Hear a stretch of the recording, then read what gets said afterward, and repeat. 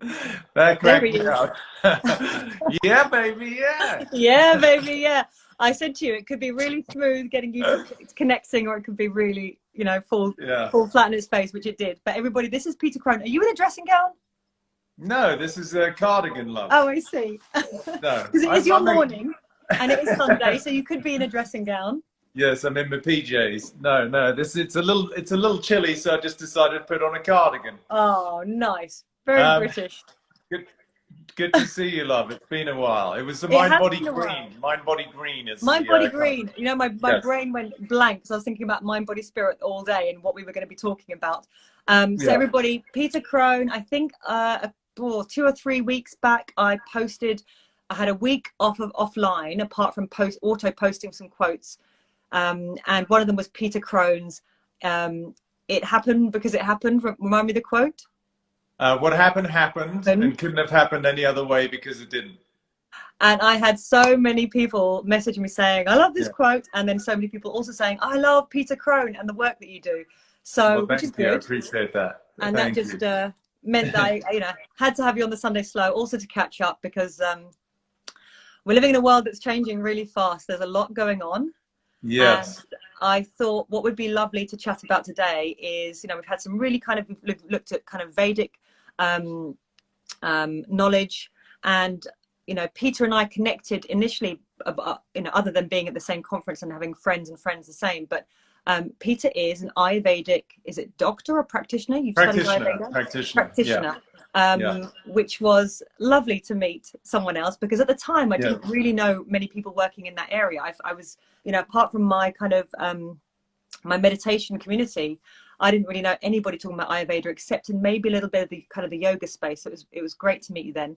And now you're calling yourself, or now your work you call is as a thought leader. You work with various people and helping us to understand and I guess own our mind in the way that we are supposed to. And I'd really love to kind of go from we can talk, well, actually I'd like to touch on how you got to Ayurveda, and then I'd Yeah. like to touch on the absolute basics of what the mind is, because a couple of weeks ago we had Mental Health Awareness Week, and I noticed so many images of the mind as we portray it, which is always in the head, and Yeah. that's the place that everyone points to.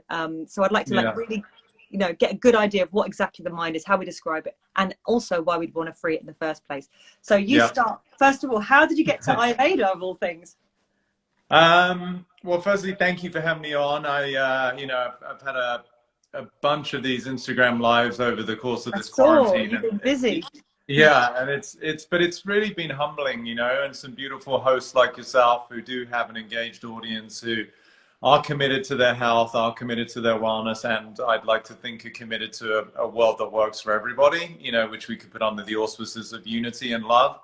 So to be able to contribute to that and hopefully give people some insight as to how we can create that is something that I'm humbled by, and I'm honored, that people want to listen to what I have to say.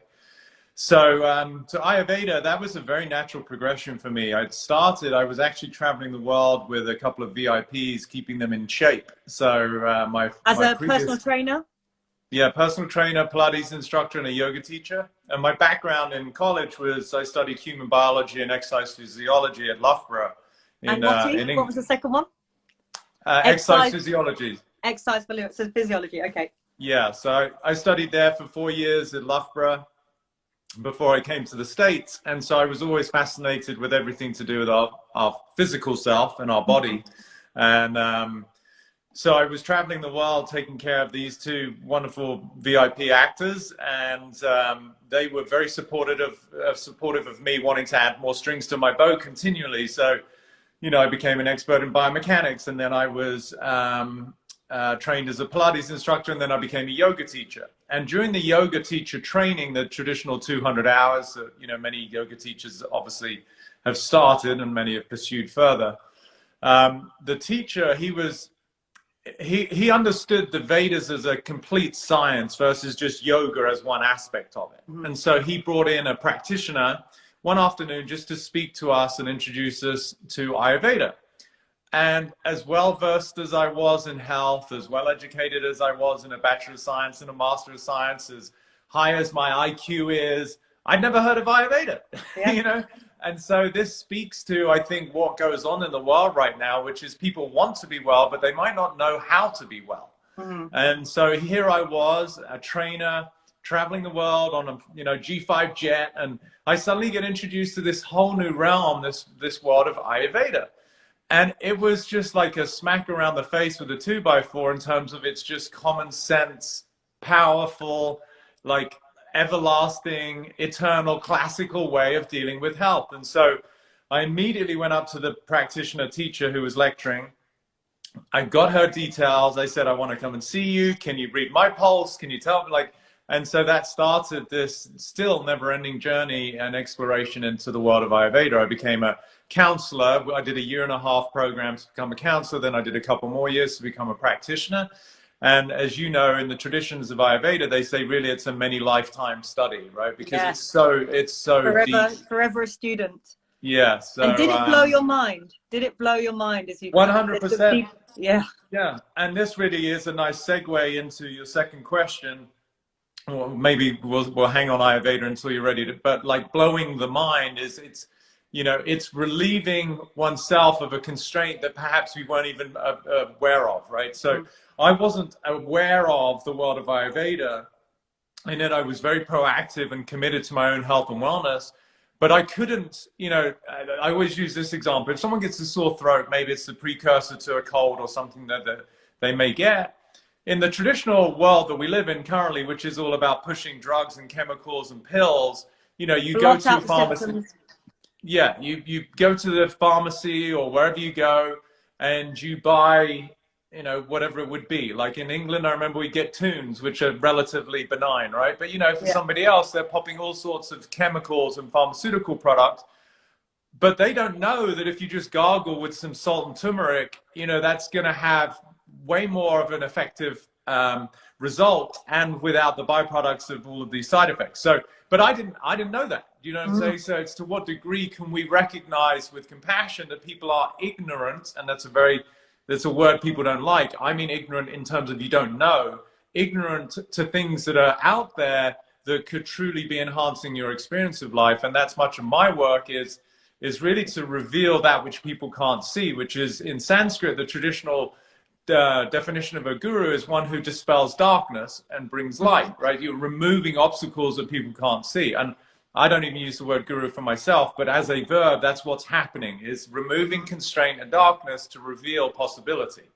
So that was my everything journey. is possible. Everything is possible. And the current model of science is really about proving it's right. So something's not right until it's proven, when actually, Julie, unless we've got the tools, we can't go that far sometimes, and it keeps us in a box. I had a similar journey in that Ayurveda had come up for me. I ended up working with a lot of VIPs 10 years ago, totally by chance, didn't set out to do it. And just prior to that, I had an experience of Ayurveda simply from researching a couple of symptoms I was having and being able to kind of work with them just from what I discovered. They were kind of like the early internet days. And then that got me really into health and well-being, mostly via food. And that's what I was helping my clients with. And then the more you look into the food, the more you realize there is so much more, and that your intention and this and the time you sleep and how, your energy as you're eating, where your mind is at the time. And it all crept in, and bit by bit, I introduced it to my clients, and it got me further and further into it. I became more and more fascinating. More and more fascinating. There is just so much to learn, and I'm kind of not in a hurry because I realize it's never ending. So I'm trying to enjoy it, but also trying to keep my mind open, I guess, because some things are quite set in my head. I think let me just let that little terrier out. Okay. Sweet home Sarah. I don't know who that is. That's very kind of you. Beyond. So I, just as I think I know something, I suddenly see it from a different angle. And that's why I love speaking to anybody and everybody, not just maybe those who are more what we might call guru or experts or teachers, but just in your day-to-day, you learn so much, and you're able to put into practice the knowledge, because I think that's the most important part, isn't it? You can read and you can intellectualize, I can't speak today. You can intellectualize this stuff, but until you're doing it and you're observing yourself doing it and you're observing the outcome, it's not really walking the walk, is it? It's just talking the talk. So exactly. So you take, so with Ayurveda, how did you, with all that study that you had done, did some things where you're like, oh, it only works in parts, or I'll just take this bit of it, because surely that can't be right, and how would they know that anyway? Was there anything like that that you experienced? No, I think it's such a comprehensive science, and it's so complete, and it's based on the laws of Mother Nature. You know, like my real personal fascination, we could say, is with spiritual evolution, which to some might sound like it's a little esoteric or ethereal. But really, when I recognize, okay, yeah, I'm a spiritual teacher, I'm helping people to get out of their own way, I'm helping athletes at one end, and I'm helping mothers be better parents at another, and whatever it is, like, it always points to the same thing to me, which is expanding beyond the limits that we're currently oblivious to, right? Like, people are constrained in ways that they don't know that they're constrained. And so when you show somebody the world of possibility on the other side of those limitations, they immediately get an experience of freedom and a newfound possibility. So that, to me, then I suddenly realized, okay, that might be under the guise of spiritual teaching or spiritual growth or spiritual evolution, however you want to contextualize it, but it's actually physics, right? It's actually physics. If you are in some form of confinement, and in this case, in my specialty, the deep primal constraints of the subconscious is the area of confinement, then as soon as you step out of that, the physics is I feel relief, I feel lightness, and I feel better about myself. So that's where, to come back to your question, you know, with Ayurveda, it's just based on physics, right? People know that fire is hot and that air is mobile and that water is damp and it's heavy. And so the dance of energy. Yeah, so if you understand the principal qualities of each of these elements, and then you can see how they reside and how they interact in our own physiology, then all of a sudden it's really not that much of a, you know, a leap to go, well, hang on a minute, if you're struggling with constipation, then the last thing you want to be putting into your digestive tract is something that's dry and light, right? Because that's the quality of Vata that's creating the dryness and the lightness, so that gravity's not doing its job. But if you have a hearty, heavy, a hearty, heavy stew that is warm and oily, then pipes are going to probably work better, right? And so it's like everybody who I explain some of the fundamental principles, they always go, oh, that makes so much sense. Yeah, or you could go and talk to your doctor and he'll give you a pill, which actually itself, based on it being a pharmaceutical product, is going to be drying, and then you wonder why it exacerbates the situation, right? And then, so again, like increases like, and the opposites bring balance. Balance. Yeah, you burn your hand, you don't go to the hot tap, you go to ice or a cold tap. So that's, so no, I have yet to find within Ayurveda anything that to me didn't work. And what I love is that although there is layers and layers and layers, and it gets more and more subtle and more complex, the basic premise is what we can understand by our own senses. You know, we don't have to go and study biology and chemistry and physics. We can begin to grasp that, you know, my digestion, I want a nice lively digestive fire, therefore putting ice cold water onto my digestion is not going to be helpful. Likewise, if I'm feeling like I have a pitta imbalance, there's a lot of heat in my body, I don't go and overdo the chili and the garlic and etc., and then have a very hot, runny tummy, as we say in the UK. What do you say in the States? They got the runs. Got the runs. Okay, we say that too.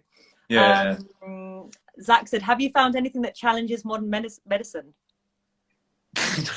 I think I just spat on everybody. It's okay. We've got have I found anything that doesn't? Oh my gosh. I mean, it's such a sensitive subject, you know, and especially in these times with the whole COVID nonsense and people trying to mandate shit and pushing more drugs and toxins into people's systems. Listen, the only thing I feel that doesn't challenge Western medicine is, you know, emergency situations. I think Western medicine is phenomenal at pulling someone out of a car and saving their life, and, you know, organ transplant surgeries, like stuff like that, fine. But day-to-day health it is the antithesis of health.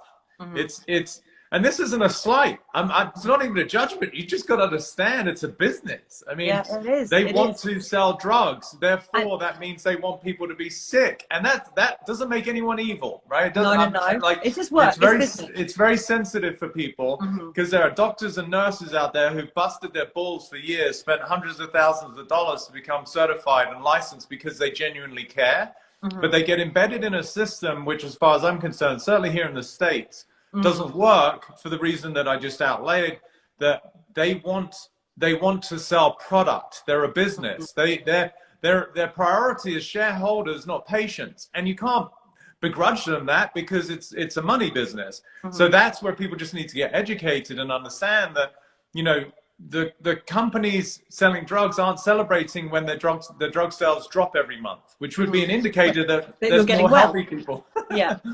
And so again, but there's no judgment. It's just you've got to get educated about, well, wait a minute, is that system really looking out for me, or is it a reactionary system that's only there to manage my disease or manage my symptoms? I'm just somebody who's super pro health. I want to, you know, this is one of the things in Ayurveda that I love, right? The most revered Ayurvedic practitioner is the one who has no patience. Because patients who mean as in clients, not like he's impatient. He has no people that he's taking care of because, or she, they have enabled, they have educated, and they have inspired their communities to take care of themselves. When I heard that, I was like, wow, what a beautiful system. Why can't we pay our doctors and our nurses and incentivize them, you know, to educate and inspire their community, the people that come through their clinic, to take better care of themselves? I mean, you know, maybe I'm just an idiot. That makes way too much sense, right? Everyone be healthy, everyone be happy.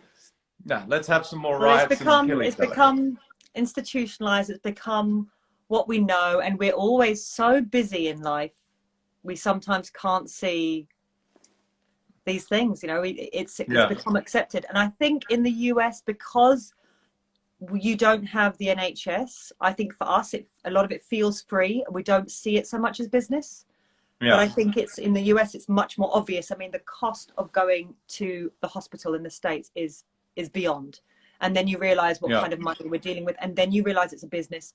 And then you can start to see when it's necessary and when not. I think one of the interesting things about COVID now is, I was talking to a doctor friend who's saying that, you know, people are not coming to the hospital because they don't want to. They're putting themselves at risk because of the virus. If they go into the hospital, they're trying not to put too much pressure on the system, and they're finding other ways to work it out. Maybe just resting more, maybe drinking more, maybe eating better. But anybody who's watching this, because honestly, listen to Peter Crone's podcasts, get involved with this newsletter. If you want to kind of really get a wider eye on everything to do with the current pandemic and our health, and you know, and what we can do for future generations, I really recommend following Peter. But to bring it back to the mind, because these things always go so fast. I know. I've just started working with you, Peter. What do you mean about mind architect? What's this mind business? Why do I need to work on that part? Well, clearly you don't. You're fine. I like to, you know, I put myself in the same bracket as an Ayurvedic doctor, which is, you know, I tell people the only reason you need me is to show you that you don't need me. I'm super happy when people go and live their life without me, because, you know, I practice what I preach. I'm not here to enable people to stay attached to me as the source of their own happiness. That would be the antithesis of what I'm teaching people. So the way I help people is to recognize, okay, what is the mind? We use the word a lot, like mind, you know, mental wellness. And so for me, the mind is the space, is the way that I declare it. We have the brain, which is really the hardware, the physiology, but the mind is a little bit more ethereal. I would say it's the bridge between body and, you know, the spirit realm, whatever you want to call it, whether it's consciousness, the absolute, God, whatever word floats your boat. And so the mind is really the interface. And to me, why it is pivotal in every human being's experiences is because it's housing our language, it's housing our narratives, it's housing our dialogues. Mm-hmm. So if you look at the mind of a child, we could say that even in the hardware aspect, it's got that neuroplasticity. Kids are very gullible, Mm-hmm. they're very pliable, and the same is in their physiology, right? And this is why any parent has to be, you know, very conscious of how impactful their words are, derogatory or otherwise, but predominantly derogatory. When a child hears something negative, I was working with somebody recently who has got a myriad of symptoms as a 46, 47-year-old that are the accumulation over time of her own sense of worthlessness, because a series of events happened when she was a kid, one of which being a ballerina teacher told her parent, her mum, that the daughter dances like an elephant. Now, we might think that's comical, but to you know, how old she was, 6, 7, 8-year-old, overhearing this, that triggers deep inside of her subconscious the feeling of inadequacy, that she's not enough, there's something wrong with her. And then she develops all of these compensation patterns and adaptations to this feeling of inadequacy that then cause her as a woman to attract a man who in his own way subtly verbally abused her too. Why? Because her energetic resonance is of inadequacy, so she has to attract a partner that sustains that, right? Yes. And then that has all sorts of costs and ramifications for her own lack of fulfillment, her own lack of joy, her own lack of worth on the planet. Now, we've undone all of that, but that's part of the programming that sits in what we call the mind. Yes. At this point, is it because you are attached to what you know? You feel safe in what you know, even if it's actually not positive or beneficial to you, you know? So Yes. The woman in the situation, you know, would she be, you would think that she maybe actively sought someone who didn't talk to her like that, or didn't see that when they spoke about her, but she is attracting or going into a situation that's replicating what she believes she is from childhood, from that moment she heard that comment. So is it do we get attached to what we know because it feels safer, and we hold on to our narrative and our story? Yes, in one simple answer, because it goes deeper though, because it's not even what you know, it's who you think you are. Right. And that's the level beneath, right? It's not like I know how to drive a car. It's not like I know that I think I'm inadequate. It's I am inadequate is somebody's narrative, right? So then if it's a positive person who feels inadequate, what are they going to do? They'll, you know, try and do self-improvement courses, or go to coaching weekends, or they might, you know, start to read self-help books. But which is all, I'm not knocking any of that, because there can be some sort of inspiration and catalyst that helps them to see something. But even that behavioral adaptation is on top of the belief that who they are is somehow flawed. Right. So it's sort of self-perpetuating, which is why it's so slippery. And even somebody who seeks professional therapy, and again, no knock on therapists, but as a whole, most therapists are trying to help people with their problems, which is only reinforcing the belief that they think they've got one. Yes. Right. And going so back again, and my finding out catchphrase, the stuff and repeating it, and then you know, neural pathways. It's like reinforcing the neural pathways that got you to this point in the first place. Gotcha. Okay. Yeah, so, you know, the term I use is most people simply become comfortable in their own discomfort, right? So we as human beings, we adapt. So even what's going on right now in the world, you know, this is a reflection of how much suppression of pain and anger and hurt has been there for decades, that is now sort of like the most unattractive, you know, pimple being burst, and it's the birth of a new era, hopefully. You know, which is based in love and kindness and unity. That's what at least I'm holding a space for. But there has been so much harm and hurt that's been happening for so long. And right now, obviously, the topic of choice is racism. But to me, like, what's prior to that? Like all the misogyny, you know, and then the child abuse. And like, it's, if we look at the theme, but through all of it, it's just abuse. Yes. Like, period. It's just abuse. I don't care who it is. I mean, you walk into a slaughterhouse, you don't have to be vegan or vegetarian, and you watch for 10 minutes what goes on with animals. You know, that's abuse. What it makes the hair on the neck stand up. I don't get violent. I've never been in a fight. But if ever I saw someone abusing a child, I mean, God forbid what would come out of me, you know, and that goes on right now behind closed doors. It's been spiking because of the quarantine. Absolutely, You know, absolutely. it just makes me nauseous. And then you think about the same for women. And I think, honestly, you know, I'm a guy, so I can maybe say this without being accused of being a feminist, but I really feel that the era we're in right now is the birth of the feminine. And that doesn't mean female. And it's a very important distinction, because I consider myself to have a very sensitive feminine side. You know, I make my own skin products. You know, I'm super uber healthy. You know, these things that are very nurturing in their essence, to me, is the feminine quality. And I feel what we're seeing on the planet is the traumatized male. It is the man who feels he needs to control and dominate and hurt in order to find some self-worth, which is really, honestly, ignorant. It's childish. It's pathetic. And I want to support my brothers and my men to wake up and go, hang on a minute. You know, it doesn't have to be that way. We can all win. So, you know, I'm sort of jumping around a bit, but I really hope that you women who have a voice, who have a stand, who have the intellect, recognize that we need nurturance, we need love, we need compassion, we need care in this planet, you know. We've got Shaman Durek's just commenting, one of my friends. Do you know Durek?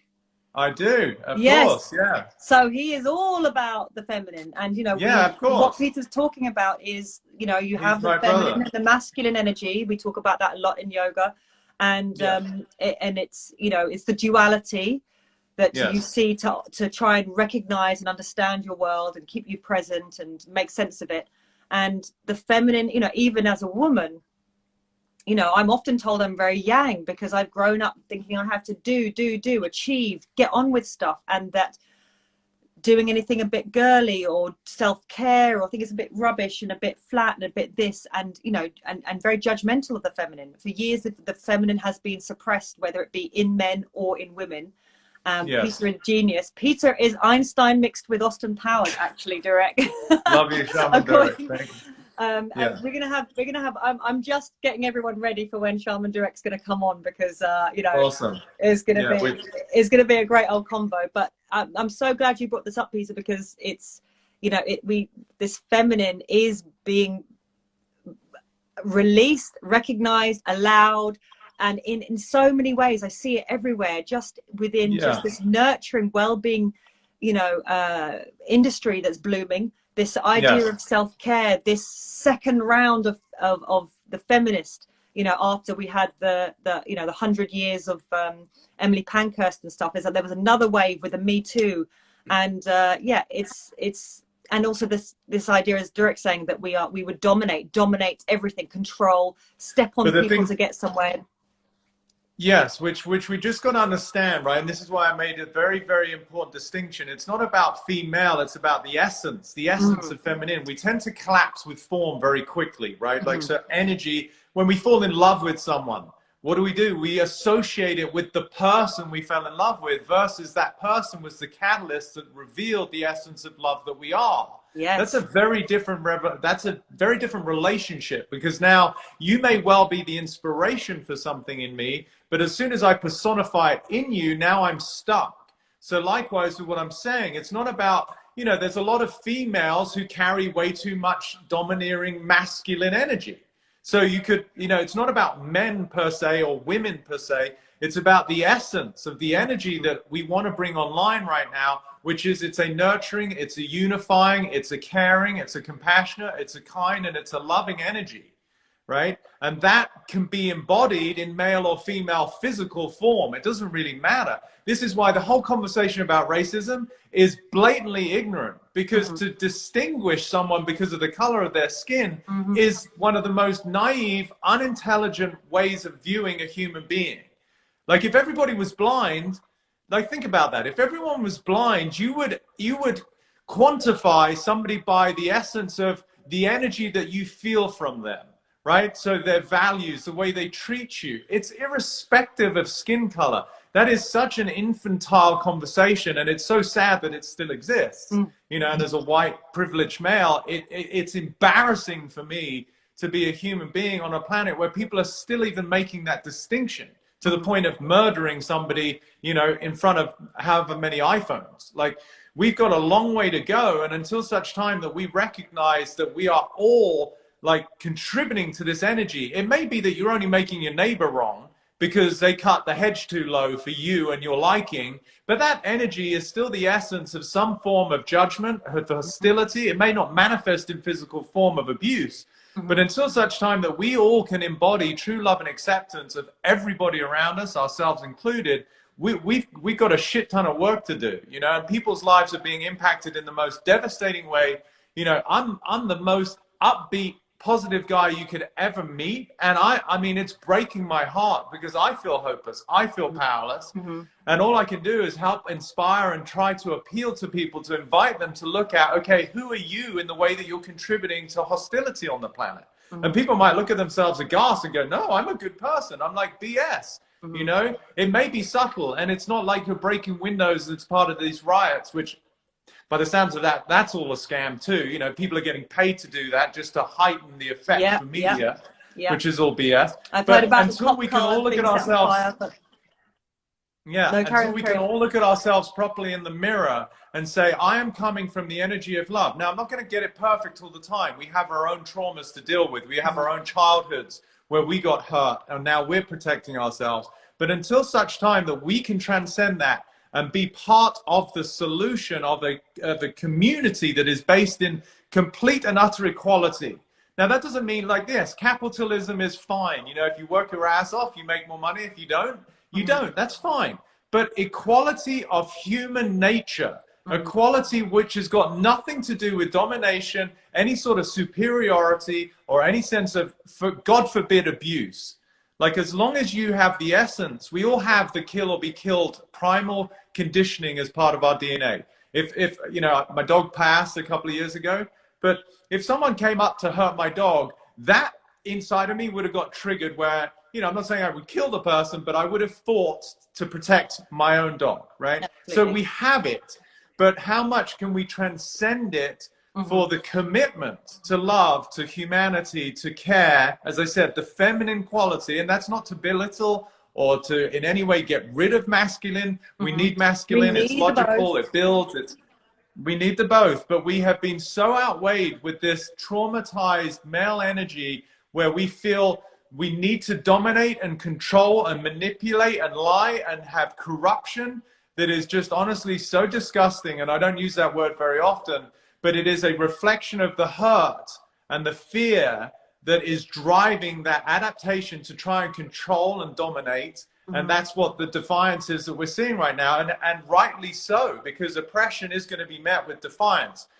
We need to transcend both, right? Like, we have to be a stand for something, but equally fighting oppression is still fighting. You know, so it's so delicate. It's, you know, I'm sitting here literally scratching my head about how do we do this. But I do have faith in humanity, and especially you women and guys like myself who are becoming more sensitive. And that's not like in like, oh, you're so sensitive, dude. No, fuck you. I'm a dude. I will kick your ass if you hurt one of my friends. Like, but I'm coming from love and care in regards to what we need to create as a society, which is that we honor each other. Every single life is so valuable. Like, to have reverence for the life that somebody is, regardless of who they are, what they're worth, what their following is, like what their job is, what their skin color, who gives a shit? You're the only you on the planet, and that warrants respect as far as I'm concerned. Oh, there's a phrase that gives me the chill every time I hear it. It's that life is cheap phrase. You know, when we know in other countries and other parts of the world, people disappear, people are killed over XYZ, and it's just normal. It's just every day there because life is cheap, and it's you know, it's a difficult one to digest. But okay, so here we are, Peter, with baggage, whether old trauma from that comment made by our mum to our neighbor when we were five, to a recent experience with someone at the shops, or a recent relationship. We've got this trauma, this baggage, or maybe it's even conditioned to be racist, or we've had an experience that's made us take one type of person and believe that they are baddies. What can we do to get back without, you know, going for hours and hours of psychotherapy, or, you know, this kind of idea of working on ourselves all the time? How can we take it back and really practice something that's quite a bit more instantaneous, maybe, and something that we can continue to do as a practice freeing this mind thing. So yeah. I think, you know, like what I was saying is we have to look at ourselves, right? We are one part of the whole, and all boats rise with the tide, as that expression goes. So the degree to which I can embody love and kindness, like I just posted on my Instagram a beautiful video of this young black kid singing, hugging a white policeman, you know, and his brother, you know, a black man, was saying, "What can you do with the blah blah blah?" And he's like, "That man right there didn't kill anyone." You know, right? So videos like that, conversations like this, hopefully to educate people. I do think there are dark forces at play that we don't know what's going on. Who's the real puppet master here? Who's pulling the strings? Whether you're into conspiracy theories or not, I think the biggest conspiracy anybody could buy into is believing what government and media are telling you. That's the real conspiracy, you know. So I think we have to become educated. We have to really do a little bit of research, which is sad to say that, you know, we are somewhat at the behest of these people who are in positions of power and wealth. And but collectively the whole is always greater than the sum of the parts, as they say. So I think we have to look at ourselves, we have to have these conversations, but we do have to take action. Sign petitions if it's something you believe in. Like this whole contact tracing thing that's going on here in the States is just so disgusting, again, as far as I'm concerned, where they have the right to blah blah blah, and gotcha. You know, it's just a complete invasion of privacy. It goes against everything to do with constitutional rights of freedom, you know, and that's just my opinion. Somebody out there might be like, "Are you kidding me? We got to know about COVID and who has it," and that's their opinion. That's fine, and I will listen without judgment. But I think at the end of the day, truth will out, you know, and I just trust life. I don't want to sit here and sort of seem like, you know, I'm living in a world of make-believe, but I trust life knows what it's doing. I think intelligence is at play.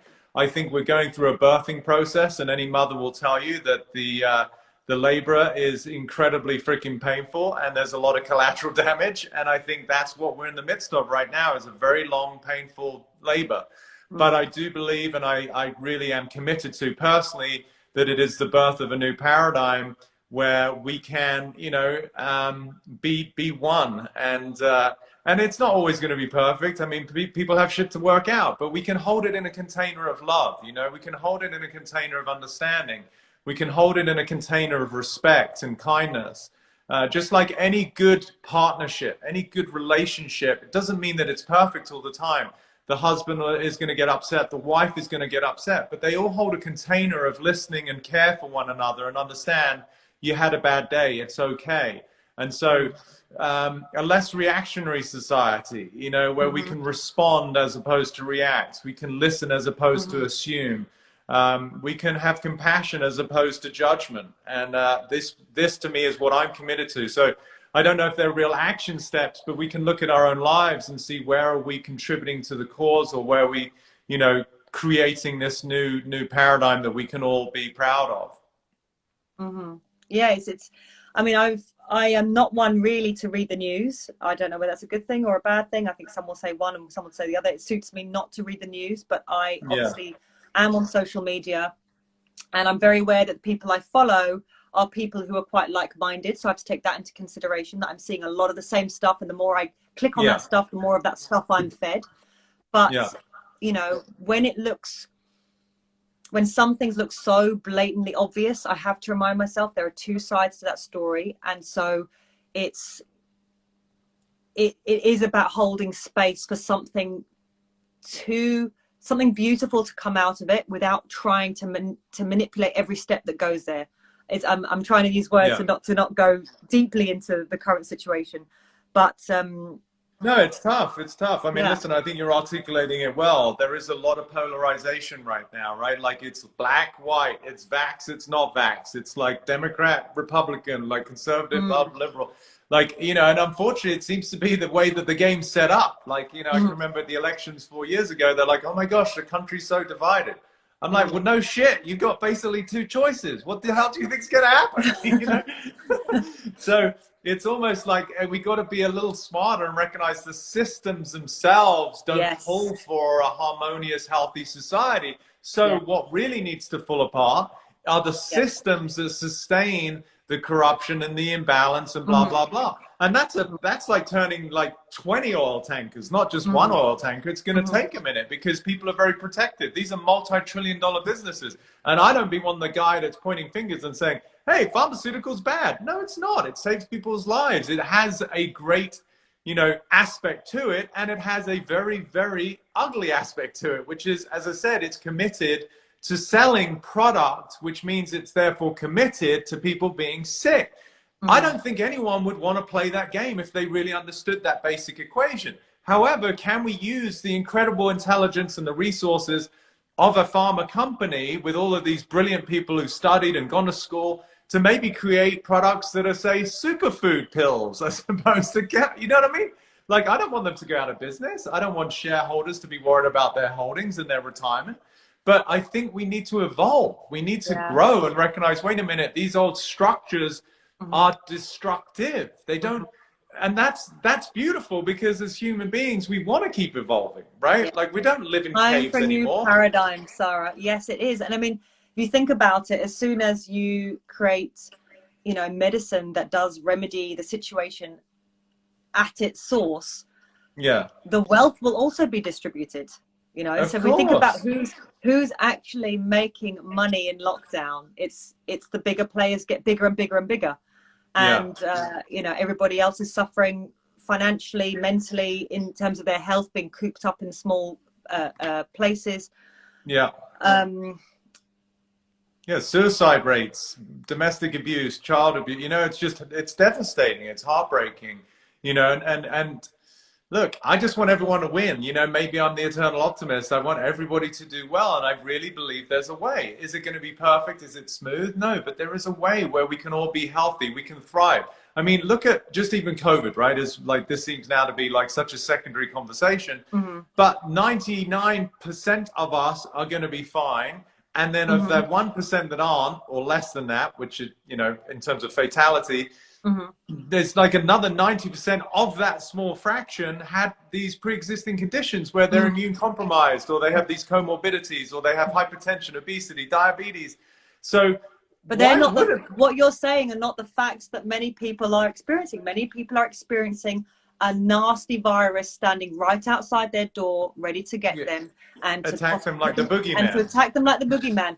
And I am, the conversation's gone way out there now, but you know, the other day walking the dogs, I saw two separate people with at least 4 or 5 meters. I mean, there was no one else on the road. It was myself and a guy walking along with a face mask on, with nobody on around him. And it was this is a long road. He's got a long way. He's going home, and he's breathing in his own CO2. He's breathing in this moist, warm environment, his own CO2, not getting the oxygen. Anybody who does traditional Chinese medicine, holistic medicine, Ayurveda knows that oxygen is food for the body. It's food for everything. And but we are so in fear, and we are so easily manipulated. And I think this comes back to the mind again. So the mind is the mind is the intellectual side, or maybe it's the total of the intellect and the emotions that you're feeling. And if we don't exercise that mind and free it, we are living within the constraints of things that we believe as absolute, right? Yes. That's what's containing us. And that's what's going to, I mean, I've got friends who say they're literally falling out with friends over conspiracy theories at the moment. They've got friends falling out with friends over the fear status about the virus and about the facts that are being thrown about, manipulated. And, I mean, even listening to the news sometimes, I'm living a totally different world to what I'm hearing. And that's because of many factors. I'm slightly outside of London. It's not intense here. People are not walking around with masks. But if I would move back to Elephant and Castle, where we were right on top of each other, then maybe my mask would come out. Maybe I'd have a mask. But how can we free our mind? We've got 10 minutes. So just something, Peter, that... 10 minutes. Let's free our minds. Go. Okay, go. 10 minutes to go. Well, I think we have to, look, love is required in so many regards. And love, people think of as poetic, like, oh, wow, this is sort of this Pollyanna-ish mindset. But love is a powerful force, right? So love is embracing both sides right now. I think that's where we have to start, is that people are really scared because of whatever they've heard, and they've gotten entrenched in this media dialogue, and whether you call it propaganda or whether you think it's true, it doesn't matter. People are scared. fundamentally. And so I think we need to be able to embrace both sides. People who are scared of the boogie monster COVID, you know, and they think it's everywhere. And for them, they feel that there's some cure maybe to be found through some vaccine. Okay, they are entitled to have that concern. And then you've got people more in our camp who are committed to being proactive about health versus reactive. About looking after the terrain rather than fearing bacteria. And and that's one of the beautiful distinction in Ayurveda, right? We don't treat disease, we treat the person. And this was going back to my point earlier, which is, again, maybe I'm just, you know, a dreamer, as they say, but why can't we help people be healthier so that even if there is this big boogie monster, which of course there's a virus out there, there's freaking thousands of viruses out there, tens of thousands, even in our own physiology, as part of our body, we literally have more DNA that is belonging to bacteria and viruses than our own human DNA, which is just mind-boggling itself. But if we can recognize, why don't we create a more committed agenda towards healthy society? Right now, the issue is it doesn't make so much money, right? Okay, maybe to begin with, but we can turn that around too, right? There's a lot of money to be made off people who are sick, whether it be dealing with this virus, putting people on ventilators, or doing the whole cancer world. Like, millions of people die from cancer and diabetes and cardiac disease every year. It's not a seasonal thing. And it's never received this attention in such a intensity. Never get called a pandemic, but millions are dying. You know, more people die from medical errors, by the way, than from COVID. You know, so again, this is no slight. Everyone's going to hear this as like, oh, I'm so anti-Western medicine. I'm not. It saves lives. God forbid I was ever in a car accident. It's a phenomenal system for really acute, desperate emergencies. But for the day-to-day running of a human being as an organism that is vital, that is healthy, that is based on the principles of physics that we really understand, it is a disservice. And that's not a judgment. It's just, how can we all collectively evolve the system so that we can all thrive? We have a much more harmonious planet. Everybody's well. There's less pressure on the healthcare system because it is a healthcare system. People become enabled. They become inspired to take care of themselves. And again, it's no slight. It's such a difficult conversation. I know. Because if there's a doctor listening to this or a nurse listening to this, and that's their livelihood, I don't want them to lose that either. I want them to be able to pay their mortgage and raise their kids in a beautiful way. So this is why I don't have all the answers. We want carers in our community. You know, finding nurses is really difficult at the moment. It's not you know, I remember when I was growing up, everyone wanted to be a nurse or a doctor. I don't hear people wanting to be that so much. We need these people to ground us, to spread love, to take care of us, to be there for people that don't have their family around them. But yes, what we just need to change the way things are being looked at. And I feel like there are some cool doctors out in the world, amazing who are somehow bringing the two together. The stuff that you do, Peter, the stuff that I do, and the kind of the pharmaceuticals, the medical, the surgery. By the way, surgery was part of Ayurveda anyway. I mean, I think the exhibition was when the Europeans traveled to India to look at the surgical tools of the Ayurvedic doctors because they were so advanced, and then they copied them. I mean, that's because you always think Ayurveda just suck on a herb, you know? Hug a tree. Suck on a tree, hug a tree. So I feel like, you know, I love the doctors who are kind of being able to talk about the both, because they feel more trustworthy to people who are all about the medical. But anybody who, and you know, functional medicine was something I was deeply into as I got further into what I was doing. And then I realized it was all coming back to Ayurveda anyway. And then I was like, oh, back to Ayurveda. But anybody, please, I have to urge you to listen to follow people like Peter, because your eyes will be opened to so many more possibilities that can balance what we know and further it with all the possibilities out there. We've had such beautiful comments about, you know, let's hope that the baby that this mother is birthing at the moment is a beautiful, healthy baby. You know, we all want the love, even if we can't feel the love. It is everything. And I mean, it literally beautifies everything the minute we release it, and it's unending, right?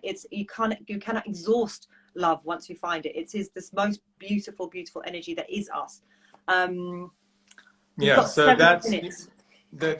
that to me is why I said the energy of the feminine. And sometimes people misunderstand that. It's not to degrade the masculine. The masculine is important. We need men who are actual men, you know, but not men. A real man can be vulnerable because he's a real man. He can show his feelings. Like, how often have we, certainly in my generation as boys, heard boys don't cry? It's such a disservice to the fact that you're a sentient being, that by nature you have no choice, and now you're being told to suppress something that's actually organic, right? So real men are men because they're able to be sensitive. They don't need to dominate, control, or abuse. That's not a real man. That's somebody who's scared, right? So again, we want to recognize, what is the essence? I always come back to energy.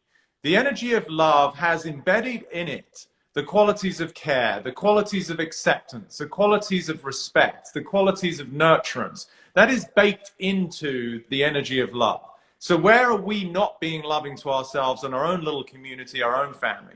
The energy of fear, which we all have, it's primal, it's very deep, it's part of the human conditioning, we want to survive, has got the qualities of control and domination and abuse and hurt and harm and disregard. And we all have that capacity, all of us, you know. To deny it and think that you're just this perfect human being walking around is equally of no service. We have to recognize the dark within each of us and do our work to transcend it and go, it's okay.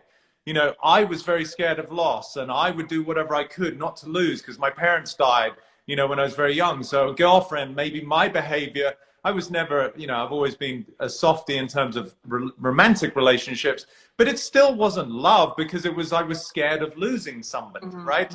It's not damaging, it's not painful, I wasn't abusing her, but it's still my own fear. So I think our opportunity collectively, if we really want to give birth to this new paradigm that is founded in something where we can all win, that is based in the principles of honor, of respect, of harmony, of least no harm, then we have to do our own work and look, where do we still have that residing within each of us? Not with judgment, but with more care, with more tenderness, just as any loving mother would be able to hold their own child, even if the child is having a tantrum, because they know they're just discomforted. There's something they're scared about. There's something that they're discomforted by, and the mother holds the space. And I think energetically, if we look at the big picture, and I like to do ratios, you look at the abuse that is out currently in the world, whether it be towards children, women, people of color, minority, it doesn't matter. The energy is abuse. You look at what's going on, the same as with our planet, and it's Mother Nature. It is the feminine. We have been abusing the feminine for way too long. And again, I'm sitting here as a guy. I'm not saying we all have to be female and like hug trees. No, BS. You know, I'm a driven guy. I'm an entrepreneur. I want to make money. I want to do well. I want to build something, but I want to build something that helps, not harms. And I think we all have an opportunity. It's incumbent upon all of us to recognize that we have systems that are built not maybe intentionally to harm. And we've got to slowly, collectively help undo that without equally harming other people's lives. And that's a delicate balance, because, you know, there are doctors and nurses and caregivers who are part of a system that itself might not work, who are beautiful people. Yeah. And that's why it's very careful. You know, I'm very careful with my choice of language, that I don't want to belittle, I don't want to judge, I don't want to make anyone wrong who is part of a system. We could point to religion as well, right? How many people in religion have killed millions of other humans under the auspices of whose God was better than the other? But then there's equally millions of people who choose their faith with such love and reverence for life, right? So it comes down to the individual and how are we conducting ourselves in society. Can you go to bed at night knowing that you are somebody who's coming from a place of care, consideration, respect, and acceptance of all your fellow men and women? That, you know, I mean, if we all did that individually, then we all win. We all win. I mean, you know, you've talked a lot about energy today, but, you know, when I feel totally disheartened, totally like, what am I doing? Totally guilty that I have when others haven't. And I call up my meditation teachers or friends like Durek. What can I do? What can I do? You know, we meditate to raise our vibration, to raise our energy, so that we can share it with the world and act accordingly. Because as soon as we become depressed, suppressed, fearful because of something happening over there, whether it be on your doorstep or on the other side of the pond, you're just buying into the same energy and you're just creating more of it. So so for us, Peter, it's now 9 o'clock. We've got a couple of minutes. Say it's 9 o'clock for you. You feel very passionately about something you've seen. You've been upset by something. You feel infuriated. You have injustice, or you've just had a very kind of full-on couple of hours. What would you do now to bring it down, bring it back to love? Is it a breathing technique? Do you remember a saying? Yeah, physically, I mean, sit quietly, stay away from any kind of external stimulus, especially bright light, you know, like before you go to bed. Like, it's great to see the sun rise in the morning. You know, there's a whole science now about understanding the different rays and frequencies of light. People are obsessed with blue light. I'm learning it's less about blue light and it's more to do with bright light. So stay away from devices. I'd stay away from the negativity of like whatever media is pumping out there. We want to be educated and informed, but we don't want to be, you know, bamboozled or in any way brainwashed. So it's a fine line. I mean, these are trying times. This is a very unique situation we're all in. And so again, love, what would a quintessential mother do for you? You know, feel that energy, the quintessential energy of love and holding and nurturance and care and kindness is what we're all looking for. My mum would sniff my cheek, which is very Filipino. She's just checking if you've been eating candy before you went to bed. No, Filipinos, they don't kiss, they do that. Oh, that was We're lovely. about to get cut off, I think, love. We've got 1 or 2 minutes, but everybody who's asking, this live will be saved. It will be up tomorrow or Tuesday on my IGTV and on my feed. I can't thank Peter enough. It's just been such a lovely conversation. It's gone all over the place, but it's covered so many things that I think, you know, we're beginning to have these conversations in the open and with other people, and we're beginning to understand it. So for anyone whose mind has been blown, for anyone who's feeling absolutely full of love from the conversation, or maybe even fearful because we've touched on some things you hadn't thought about and it's brought some stuff up, just sit, as Peter said, and digest it. Just reflect, just digest, because the inner wisdom can sort it out. Don't try to intellectualize it. You can hear so much every day, and we are living in a world of overstimulation. The news headlines, the social media, you know, WhatsApps from friends. Just make the time to sit and digest it, especially before bed, so you don't take things you don't need to bed with you. And know that your heart knows. Know that your heart knows. My heart knows. So, Peter, have a wonderful day in your dressing gown. Thank you. And last thought, I don't know, we're probably going to get cut off. I can remember as a kid, you know, I'm a kid. And so I stole a couple of golf balls when I was 12 at a big merchandise tent. You know, like, I'm not proud of it, but I was a kid and I was being egged on by my peers. And I came home, and I think this is a wonderful way to sort of encapsulate this conversation. They didn't call the police because I was 12 or whatever, but they called my dad. And as any kid knows, that's the worst thing, right? Especially my dad. I loved him and I revered him. But he put me, you know, right in front of him. He got down on one knee, so it's the same height. And he said, if you wanted golf balls, I would have got you golf balls. And he said, you always know what's right and wrong in your heart. And I think if we can all tap into that, then we'll steer the ship in the right direction. Absolutely. And for those who didn't have that motherly upbringing that we're talking about, the mum sniffing your cheek, didn't have the dad that could talk to you like that, we know inherently, we've seen it, we feel it in this life or another life. We know what that mother and fatherly, feminine, masculine energy is all about. So just sit there and feel it.